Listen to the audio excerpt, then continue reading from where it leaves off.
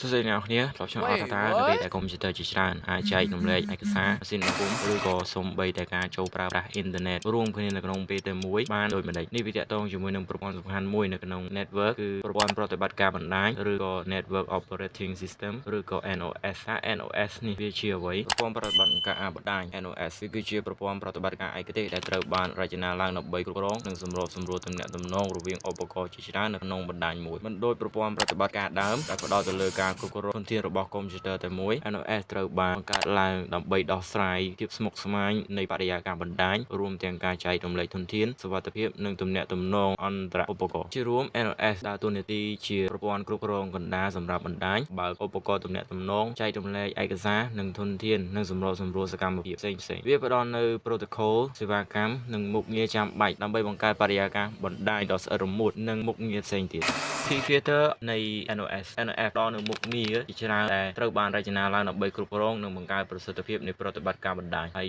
ខាងក្រោមនេះគឺជាលក្ខណៈពិសេសមួយចំនួននៃ NOS មួយគឺ File Sharing ដែល NOS អនុញ្ញាតឲ្យអ្នកប្រើប្រាស់ចែករំលែកឯកសារនិងថតឯកសារបានយ៉ាងងាយស្រួលលើបណ្ដាញនេះជាមុខងារមូលដ្ឋានសម្រាប់សហការនិងលទ្ធភាពនៃការប្រើប្រាស់ទិន្នន័យទី2គឺ Printer Sharing ដែលអនុញ្ញាតឲ្យអ្នកប្រើប្រាស់ជាច្រើនចូលប្រើនិងប្រើប្រាស់ម៉ាស៊ីនបោះពុម្ពដែលចែករំលែកដែលភ្ជាប់គ្នាទៅនឹងបណ្ដាញដោយកាត់បន្ថយតម្រូវការសម្រាប់ម៉ាស៊ីនបោះពុម្ពនីមួយៗនៃអ្នកប្រើប្រាស់ម្នាក់ៗទី3គឺ Central Securities ដែលផ្ដល់នូវចំណុចកណ្ដាលសម្រាប់ការគ្រប់គ្រងគណនីប្រើប្រាស់ការអនុញ្ញាតចូលប្រើប្រាស់ការការពារទិន្នន័យនិងសុវត្ថិភាពនៃបណ្ដាញទី4គឺ Network Management Tool ដែលផ្ដល់នូវឧបករណ៍សម្រាប់ត្រួតពិនិត្យដំណើរការនៃបណ្ដាញការវិនិច្ឆ័យបញ្ហានិងការគ្រប់គ្រងធនធាននៃបណ្ដាញនេះអនុញ្ញាតឲ្យអ្នកគ្រប់គ្រងដោះស្រាយបញ្ហាយ៉ាងសកម្មសម្រាប់ប្រសិទ្ធភាពនៃបណ្ដាញទី5គឺ Directory Server ដែលផ្ដល់នូវមូលដ្ឋាននៃទិន្នន័យកណ្ដាលសម្រាប់គ្រប់គ្រងគណនីប្រើប្រាស់ធនធាននិងគោលការណ៍សុវត្ថិភាពឧទាហរណ៍រួមមានដូចជា Active Directory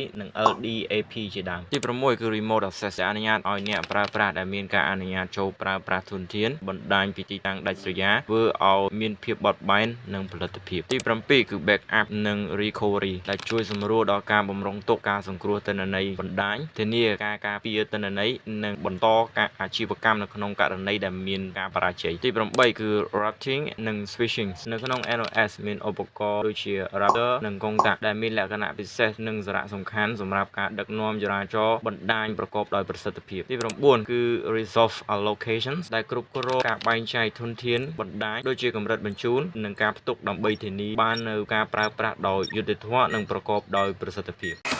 ប្រភេទនៃ NOS អាចត្រូវបានបែងចែកជាពីរប្រភេទសំខាន់ៗរួមមានទី1គឺ Peer to Peer ឬក៏ P2P NOS នៅក្នុងបណ្ដាញ P2P កុំព្យូទ័រនីមួយៗអាចដើរតួជាម៉ាស៊ីនភ្ញៀវនិងម៉ាស៊ីនមេមិនមានម៉ាស៊ីនមេនៅកណ្ដាលដែលគ្រប់គ្រងបណ្ដាញទេកុំព្យូទ័រនីមួយៗចែករំលែកធនធានរបស់វាដោយផ្ទាល់ជាមួយនឹងកុំព្យូទ័រផ្សេងទៀតនៅលើបណ្ដាញឧទាហរណ៍ដូចជាកំណែចាស់របស់ Windows គឺ Windows Workgroup ទី2គឺ Client Server NOS នៅក្នុងបណ្ដាញនេះម៉ាស៊ីនមេដែលប្រើប្រាស់គ្រប់គ្រងធនធានបណ្ដាញនិងផ្ដល់សេវាកម្មដល់កុំព្យូទ័រនៃអតិថិជនម៉ាស៊ីនមេគ្រប់គ្រងការចូលប្រើឯកសារម៉ាស៊ីនបោះពុម្ពនិងធនធានផ្សេងៗទៀតឧទាហរណ៍រួមមាន Windows Server Linux និង Mac OS Server ជាដើម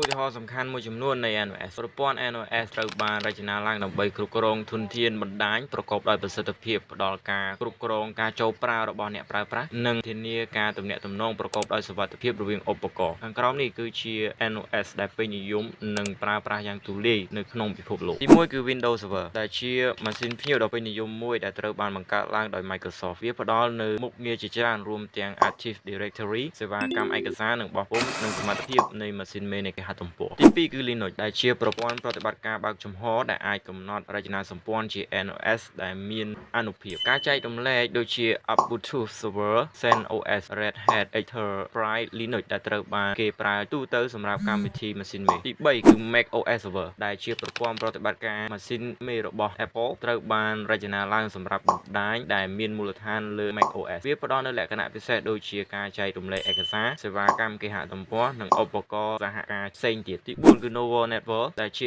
NOS ចាស់ដែលធ្លាប់មានប្រជាប្រិយភាពខ្លាំងប៉ុន្តែការប្រើប្រាស់របស់វាបានធ្លាក់ចុះយ៉ាងខ្លាំងវាផ្ដល់នូវសេវាកម្មឯកសារនិងបោះពុម្ពព្រមទាំងសេវាកម្មថតឯកសារទី5គឺ Cisco iOS ឬក៏ Internet Work Operating System ដែលជា iOS ឯកទេសដែលប្រើនៅក្នុង router Cisco និង Contact វាផ្ដល់នូវមុខងារចាំបាច់សម្រាប់ការកំណត់ផ្លូវការបដូរសុវត្ថិភាពនៃបណ្ដាញជាដើម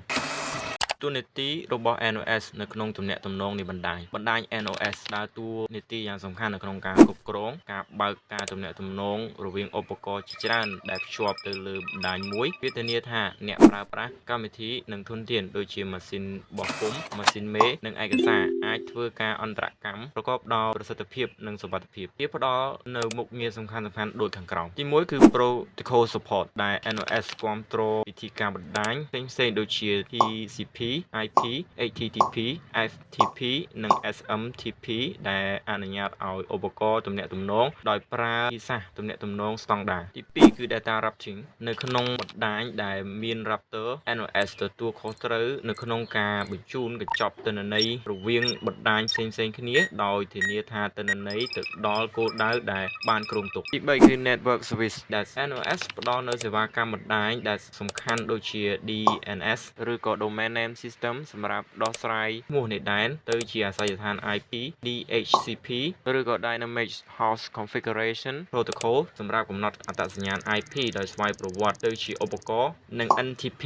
ឬក៏ Network Time Protocol សម្រាប់ Synchronizing Clock ឬក៏មានន័យថាធ្វើឲ្យប្រាកដថាកុំព្យូទ័រឬក៏ឧបករណ៍ទាំងអស់នៅក្នុងបណ្ដាញតែមួយមានពេលវេលាដូចគ្នានិងត្រឹមត្រូវសម្រាប់ឆ្លងកាត់បណ្ដាញ4គឺ Security Management ដែល NOS អនុវត្តគោលការណ៍សុវត្ថិភាពដូចជាការផ្ទៀងផ្ទាត់អ្នកប្រើប្រាស់ការគ្រប់គ្រងការចូលប្រើនិង Firewall Rule សម្រាប់ការពារបណ្ដាញពីការចូលប្រើប្រាស់ដោយគ្មានការអនុញ្ញាតនិងគម្រាមកំហែងតាមប្រព័ន្ធអ៊ីនធឺណិតទី5គឺ Resource Management ដែល NOS គ្រប់គ្រងធនធានបណ្ដាញដូចជាកម្រិតបញ្ជូនការទុកនិងធម្មពលដំណើរការដើម្បីធានាបាននៅការប្រើប្រាស់ត្រឹមត្រូវនិងប្រកបដោយប្រសិទ្ធភាព